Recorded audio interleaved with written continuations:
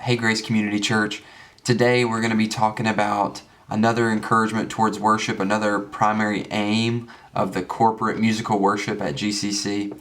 And what I want us to be thinking about today is that our focus when we come together is that we would have a corporate Godward focus. And all of those words matter. Essentially, the question that we want to answer in this video is, to whom are we singing? Who is the object of our singing?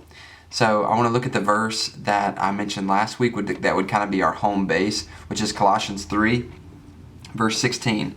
It says, "Let the word of Christ dwell in you richly, teaching and admonishing one another in all wisdom, singing psalms and hymns and spiritual songs with thankfulness in your hearts to God." What you might notice in that verse is that there are two different focuses, and I want to pull these out and see what can we learn from these two different focuses. The first one is it says, teaching and admonishing one another. I know when the first time I was ever asked the question, what's the point of corporate worship? Immediately my mind went to this verse, and I thought, well, corporately we are gathered together to encourage one another. And truly, that's right. But I had left out a really crucial part, is that at the very end of that verse it says that we are singing with thankfulness in our hearts to God. To God. So what I want us to do is I want to pull out these two things, that we are teaching and admonishing one another, and at the same time that our focus is to God. It's a corporate, the one another, Godward, to God focus. So to help kind of unpack this a little bit, Ephesians 1:18 through 21 is like a parallel passage to this. It says, "And do not get drunk with wine, for that is debauchery, but be filled with the Spirit, addressing one another in psalms and hymns and spiritual songs, singing and making melody to the Lord with your heart." So what we see in this is that it actually uses the phrase addressing one another in psalms and hymns and spiritual songs. Did you know that when we gather together to worship, there is a corporate nature to what we're doing, that we are actually singing? While we're singing, we're addressing one another in these ways. And this makes sense, right? 1 Corinthians 14, when talking about church order, in verse 26, it says, "Let all things be done for building up." So when we gather together, the corporate singing is no different, that our goal is to edify one another, is to build one another up. I'm going to read this quote from the book Sing by Keith and Kristen Getty. It says, "So, when you sing, look around. Encourage others with what you are singing, and expect to be encouraged by the fact that there are others singing with you and to you." Bob Coughlin, in his book Worship Matters, has a similar encouragement. He says, "We aren't having our own little worship experiences independent of each other. When we sing, we're teaching and admonishing one another. To express that reality, I'll often open my eyes and look out at the congregation as I sing certain lines. I want to remind myself and the church that we're affirming truth together." And man, I think that's a beautiful thing to consider, and something that we think is really important, that when we gather together in the corporate musical worship at GCC, that one thing that should be rolling through our minds is, I'm teaching and admonishing my brothers and sisters. I'm addressing my brothers and sisters in psalms, hymns, and spiritual songs. And I love the way he said this. We're not having our own little worship experiences independent of each other. That it's not, I'm having my worship experience, he's having his worship experience, she's having her worship experience, but we are worshiping God together in a corporate fashion. So the first thing is that we have a corporate, and yet, even though I think that's extremely true and important, what I want to point out is that the main focus of our singing is that we have a Godward focus. And so a corporate Godward focus. Listen to this verse in Isaiah 43 verse 7. God says, "Everyone who is called by my name, whom I created for my glory." whom I formed and made.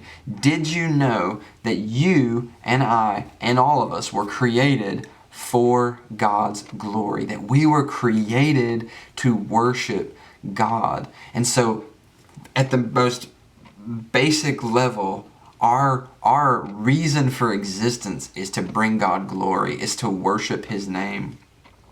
And Jesus, just to show you how concerned God is about this particular thing, Jesus in John chapter 4, verses 23 and 24, He's talking to the woman at the well, which is a very common set of verses, but listen to what He says. He says to her, "But the hour is coming and is now here when the true worshipers will worship the Father in spirit and truth. For the Father is seeking such people to worship Him.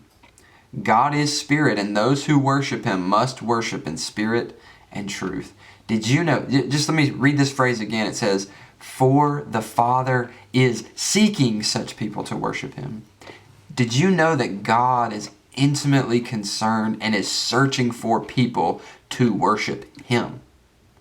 He is seeking after those that would worship Him in spirit and truth. So God is incredibly involved in the worship of His people. And ultimately, this worship is going to God. Listen to it again in Colossians 3:16. It says, "Singing psalms and hymns and spiritual songs with thankfulness in your hearts to God." Where does it land? It ultimately lands on God.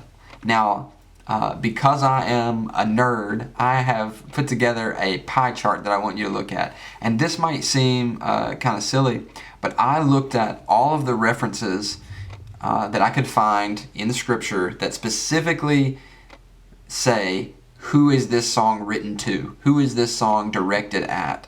And I compiled a giant list. If you'll look, you'll see a giant portion of this pie is allocated to one thing. And do you know what that giant piece is? Out of 101 references that I have listed here, 83 references point to that the Lord is the object of our songs.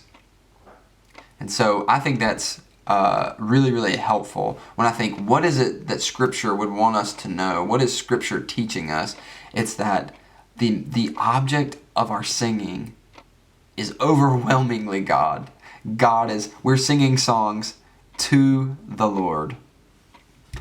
So what do we do with this information? What kind of applications can we draw from this? The first is, consider that when we are singing together, we are affirming truths together. We should sing loud and worship genuinely to God, number one to God, but also for our brothers and sisters around us, that we're trying to encourage, teach, and admonish one another with these truths.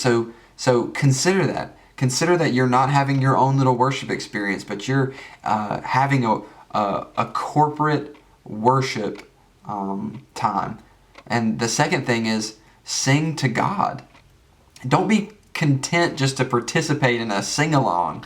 God is to be worshiped. He's seeking worshipers. And so worship Him in spirit and truth. When we sing these songs, remember who is the main focus of our songs. I pray that this is an encouragement to you, and Lord willing, I'll see you all soon.